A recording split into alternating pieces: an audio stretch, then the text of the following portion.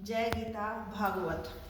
जो मनुष्य भिक्षा मांगते हुए मगन व वैरागी की आंखें दिखाकर झिड़क देता है, उसे यमदूत शूल प्रोत नरक में डालकर बड़े बड़े गिद्धों व सांपों से काटते हैं और कुछ भोजन व पानी नहीं देते। इतने कथा सुनकर सुखदेव जी ने कहा कि हे राजन, जो मनुष्य वेद व शास्त्र से विमुख होकर थोड़ा या बहुत कुकर्म करता है और परमेश्वर की कथा व स्मरण में प्रीति नहीं रखता, वह अवश्य नरक में जाकर अपने कर्मानुसार दुख पाता है।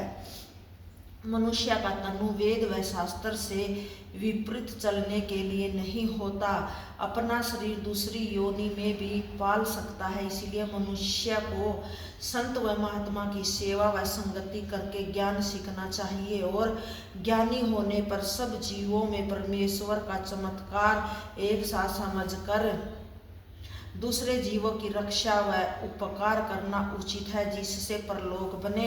अज्ञान मनुष्य जब तक कथा व पुराण न सुने और अनजाने में उससे नरक भोगने योग्य कोई पाप भी हो जाए और ज्ञान प्राप्त होने पर कुकर्म छोड़कर परमेश्वर का भजन व स्मरण करे, तो नारायण दीन दयालु उसका सब अपराध अक्षमा करके उसे देवलोक व वैकुंठ का सुख देते हैं। पहले पाप करने के कारण वह नरक में नहीं जाता। हे राजन, तुम मत डरो, भगवत कथा सुनने के प्रताप से ब्राह्मण के गले में सांप डालने का तुम्हारा अपराध छूट गया। अब तुम्हें मुक्ति प्राप्त होगी और वैकुंठ का सुख मिलेगा। जो कोई इस स्कंद की कथा सच्चे मन से सुने व पढ़े, वह सब पापों से छूटकर भवसागर से पार उतर जाएगा। इतनी कथा सुनकर राजा परीक्षित ने सुखदेव से कहा कि हे प्रभो, आपने द्वितीय स्कंद में मनुष्य को वैकुंठ प्राप्त करने के लिए प्रवृत्ति तथा निवृत्ति के दो मार्ग बताते हुए यह कहा था कि परमहंस योगी जन निवृत्ति मार्ग द्वारा सूर्यमंडल से होकर ब्रह्मलोक में पहुंचता है तथा वहां कुछ दिनों तक ब्रह्मा जी के समीप रहने के पश्चात मुक्ति को प्राप्त होते हैं। इसके विपरीत जो जीव माया के गुणों द्वारा बारंबार जन्म मृत्यु को प्राप्त होते हैं, वे प्रवृत्ति मार्ग द्वारा चंद्रमंडल से होकर अपने कर्मानुसार स्वर्ग आदि लोकों में जाते हैं तथा वहां सुख भोग कर पुण्य संसार में जन्म लेते हैं। हे स्वामिन, आपने 14 लोक स्वर्ग नरक धर्म अधर्म करने वाले की गति तथा किस पुण्य के प्रताप से मनुष्य को स्वर्ग का सुख मिलता है एवं किस पाप के कारण नरक का दुख उठाना पड़ता है, यह सब मुझे सुनाया है।